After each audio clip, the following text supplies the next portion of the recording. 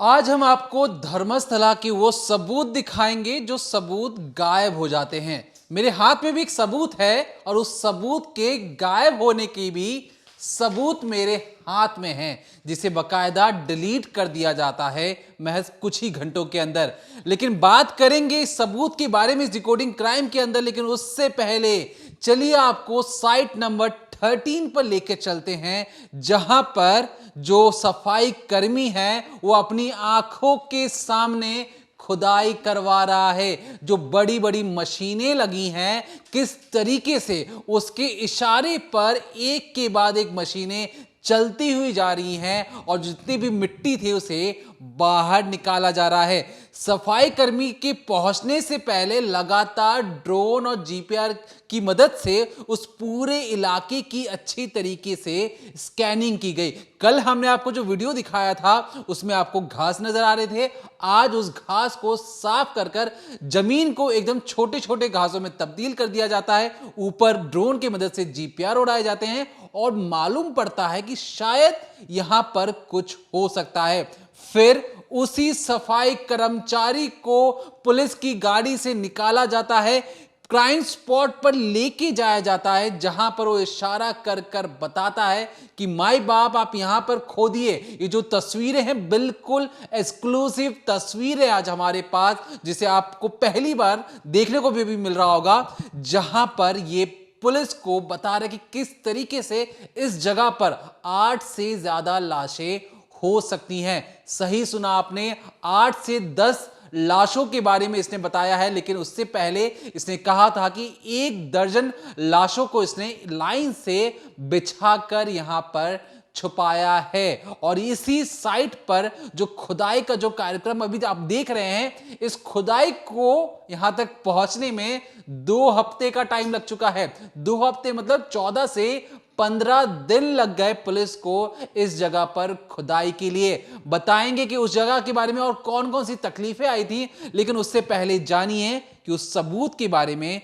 जो सबूत एक तरीके से कुछ ही घंटों के बाद उससे डिलीट कर दिया जाता है। ऐसा क्या लिखा था इसके अंदर जिसके बाद इसे फौरन ही हटाने की जो चीजें हैं वो सामने आने लगती हैं।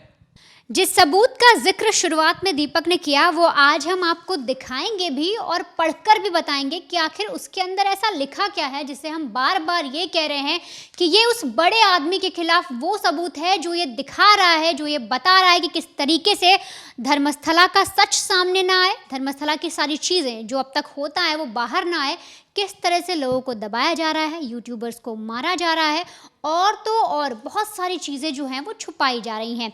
ये जो एक लेटर है, यूँ समझिए पूरा एक जो डायलॉग बॉक्स के अंदर एक सेक्शन आप देख रहे हैं, ये पोस्ट किया गया है एक स्टूडेंट के द्वारा जो कि एसडीएम कॉलेज का है। अब एसडीएम कॉलेज क्या है तो आपको याद होगा और आपको याद होना भी चाहिए कि धर्मस्थला में जितनी भी लड़कियां गायब हुई हैं उनमें से कई ज़्यादा जो लड़कियां हैं वो एसडीएम कॉलेज में पढ़ती थी, चाहे वो पद्मलता हो चाहे सौजन्या हो। और ये एसडीएम कॉलेज उन्हीं शख्स का है जिनका बार बार नाम कहीं ना कहीं से इस पूरे केस में आता है, वीरेंद्र हेगड़े।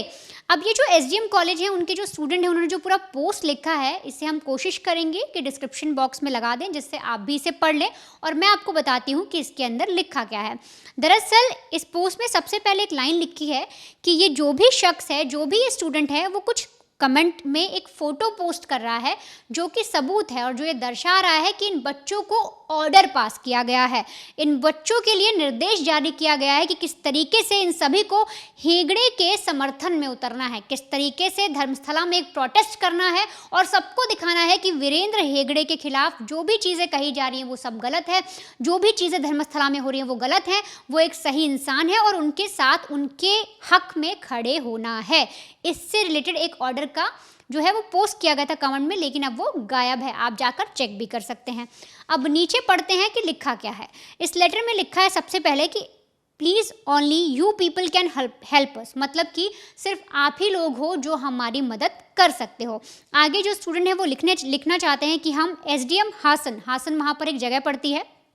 वहाँ के स्टूडेंट्स हैं और यहाँ पर जो स्पाइनलेस अथॉरिटी है, यानी कि जिनकी रीढ़ की हड्डी नहीं है, जो झूल चुके हैं, वो लोग हमें ऑर्डर पास कर रहे हैं, वो लोग हमें आज्ञा दे रहे हैं, निर्देश दे रहे हैं। किस बात को लेकर कि एक मार्च निकाला जाए डीसी ऑफिस के सामने और प्रिटेंड किया जाए कि आप सब एक जनरल पब्लिक हो, मतलब जैसे कि कोई भी चीज़ होती है किसी मिनिस्टर के खिलाफ हो गई, बहुत सारे ऐसे बाबा वगैरह होते हैं जिनके खिलाफ चीज़ें होती हैं, तो लोग प्रोटेस्ट निकालते हैं उनके हक में और बड़े बड़े अधिकारियों को दिखाते हैं कि वो कितने पाक साफ है। तो यहाँ पर इस लेटर में बताया गया है कि कैसे बच्चों को ऑर्डर दिया गया है प्रशासन की तरफ से, कॉलेज मैनेजमेंट की तरफ से, और कहा गया है कि आप सब एक मार्च निकालिए, एक प्रोटेस्ट करिए और एक तरीके से जनता को संबोधित करते चलिए और बताइए, ये दिखाइए कि पब्लिक सपोर्ट है वीरेंद्र हेगड़े को। यहाँ पर जो है वो नाम भी मेंशन किया गया है किन के लिए ये पूरी रैली करनी है और बताया गया है कि किस तरीके से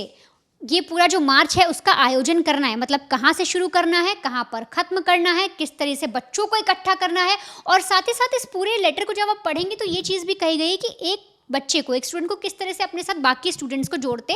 चलना है। आगे बताया गया है, they have instructed us to not wear daily uniform, यानी कि आपको रोज़ जो भी आप कॉलेज में पहन कर आते हैं, जो आपकी आईडी होती है, वो सब आपको नहीं रखना है, क्योंकि ताकि जब आप प्रोटेस्ट करें, जब आप सड़कों पर चलें तो लोगों को लगे कि कोई आम लोग हैं, किसी घर से निकल कर आए हैं, कोई स्टूडेंट होगा, कोई नौकरी करता होगा, किसी भी शख्स को, क्योंकि सबको पता है कि जब ये मार्च होगा तो मीडिया कवर करेगी और जब मीडिया कवर करेगी और अगर उन सभी बच्चों के पास सेम यूनिफॉर्म हुआ या फिर वो आईडी कार्ड हुआ तो समझ में आ जाएगा कि कॉलेज का प्रोटेस्ट है, कॉलेज के द्वारा नियोजित है। लेकिन यहाँ पर जब ये इंस्ट्रक्शन दिया गया कि आप वो चीज़ें ना पहने, आईडी कार्ड मत ले जाइए, तो ये दिखाने की कोशिश है कि जनता का समर्थन है, ये आम जनता है, उसकी भीड़ है, सड़क पर उमड़ आई है और वो समर्थन में खड़ी हुई है। तो ये बोला गया है कि आपको नॉर्मल ड्रेस पहननी है।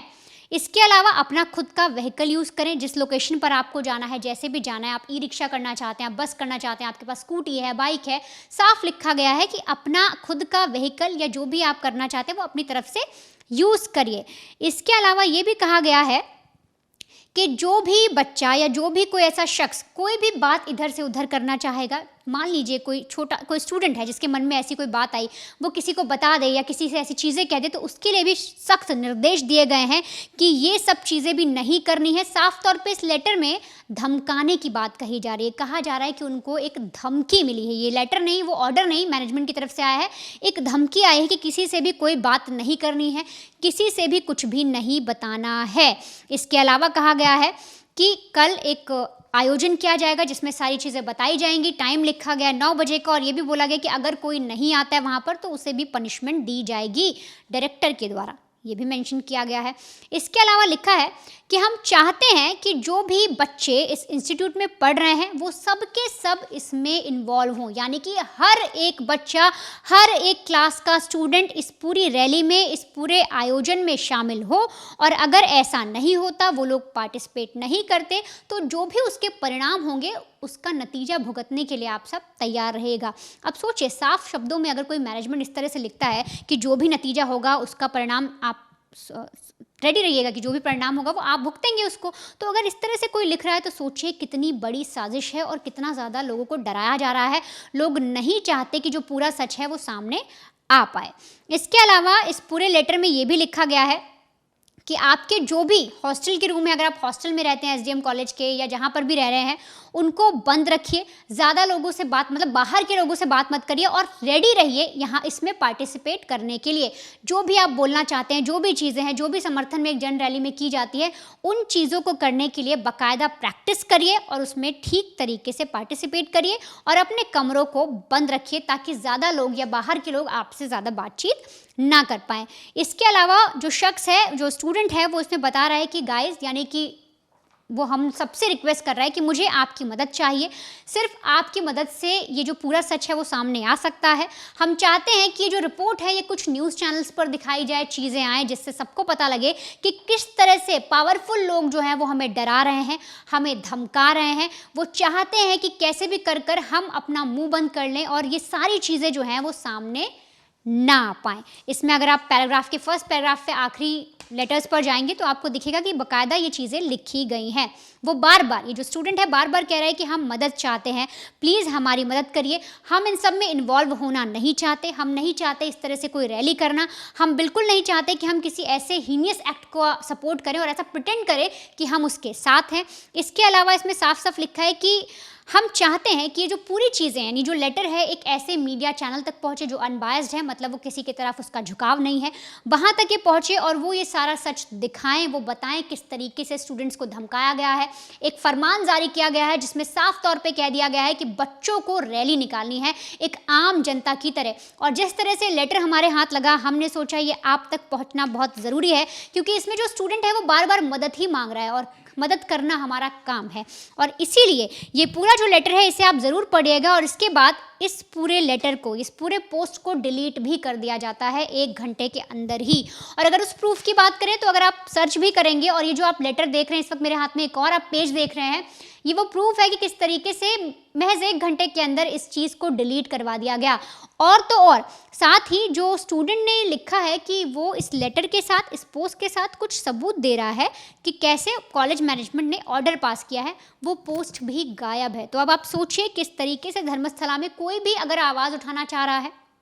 कोई सच को सामने लाना चाह रहा है, उसको कैसे दबाया जा रहा है या फिर उसकी बात को झुटलाया जा रहा है। इसके अलावा जैसे शुरुआत में आपको दीपक ने एक वीडियो भी दिखाया कि जो नकाबधारी है, जो गवाह है, वो सामने आ रहा है, पुलिस को इशारा कर रहा है कि सर यहाँ खोदिए, यहाँ खोदिए, बहुत सारी चीज़ें दिखा रहा है। तो आप ये सोचिए 3 घंटे तक जो जीपीआर था उससे स्कैन किया गया, लगातार उस एरिया को सर्च किया गया कि कुछ मिलता है कि नहीं। फिर अगर कहीं उम्मीद लगी तो इस नकाबधारी को निकाला गया बाहर गाड़ी से और फिर इससे पूछा गया। और उस एरिया में सोचिए कितनी तगड़ी खुदाई चल रही है। और यहाँ तक कि जिस तरह से इन बच्चों के जो पोस्ट हैं उनको डिलीट करवाया गया, उनको छुपाने की कोशिश की गई, ऐसे ही ये जो गवाह है जो सामने आया है, जो अक्सर पुलिस के साथ आपको दिख रहा है किस तरह से खुदाई करवा रहा है, इसको भी धमकी मिली सामने आने के बाद। ये ऐसा अकेला केस नहीं है जो आपने इन स्टूडेंट्स का देखा, यहाँ तक कि जो गवाह सामने आया उसको तक धमकी मिल रही है, उसको तक ये बोला जा रहा है कि सारे और चीज़ें सामने नहीं आनी चाहिए। लेकिन आप इसे कैमरे पर देखिए किस तरीके से ये चाहता है कि जो लड़कियां जिनके साथ गलत किया गया, जिनकी आत्माओं को शांति नहीं मिली,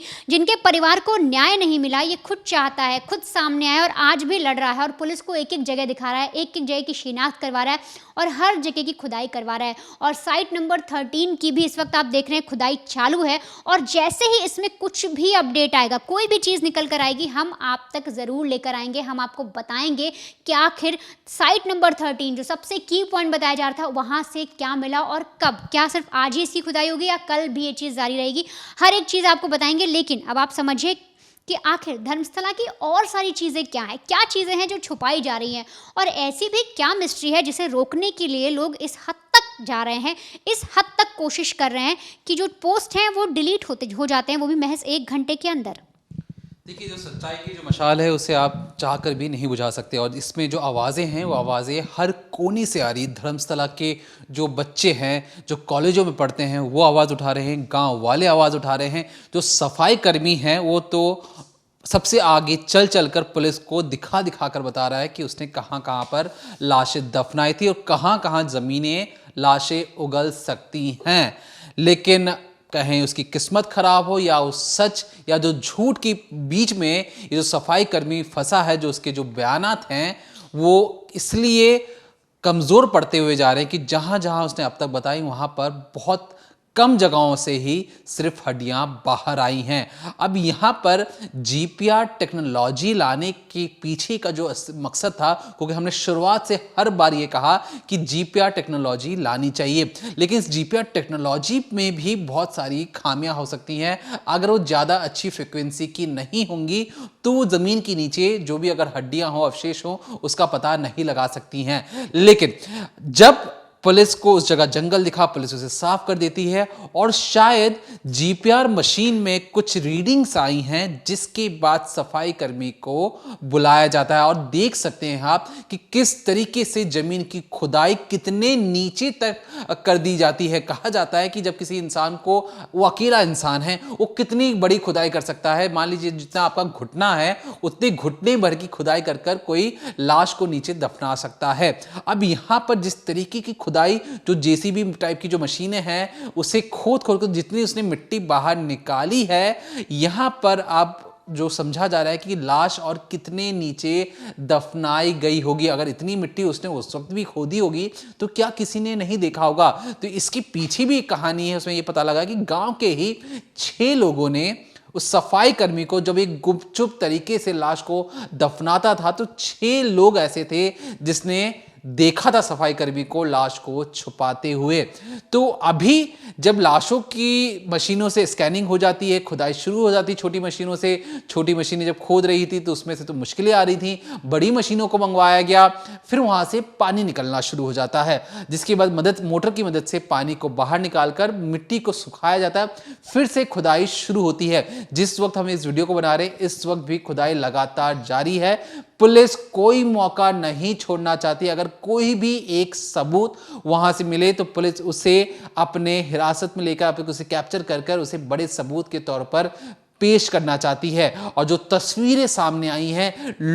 60 लोगों की टीम वहां पर मौजूद है, जो इस पूरे सफाई कर्मी की जो चीजें बताई गई हैं उसे देख रही है, समझ रही है, और कोई भी गड़बड़ हो उसके लिए जो मीडिया वाले वहां पर पहले से ही मौजूद हैं। अगर कोई भी गड़बड़ी लगेगी, कोई भी ऐसी इंफॉर्मेशन जो हमें लगता है कि आपके साथ फौरन साझा करना चाहिए, तो हम कोशिश कर रहे हैं उस सारी इंफॉर्मेशन आप तक तुरंत के तुरंत लेकर आए। और इसी कोशिश में जो आप एक खुदाई की तस्वीरें देख रहे हैं, जो सफाई कर्मी उस जगह पर जाके इशारों में बता रहा है, जो ड्रोन वाली जितनी फुटेज है, बहुत मुश्किल होता है ऐसी जगहों से फुटेज लेके आना, वीडियोस लेके आना, लेकिन हम कोशिश लगातार जारी रख रहे हैं। और इस कोशिश में अगर कहीं भी कुछ भी ऐसी चीजें बाहर आती हैं तो हम क्राइम तक पर उसे सबसे पहले आप तक बताएंगे और पहुंचाएंगे तस्वीरों के जरिए। तो तब तक देखते रहिए decoding crime, only on crime तक, सोमवार से शुक्रवार शाम 7:30 बजे।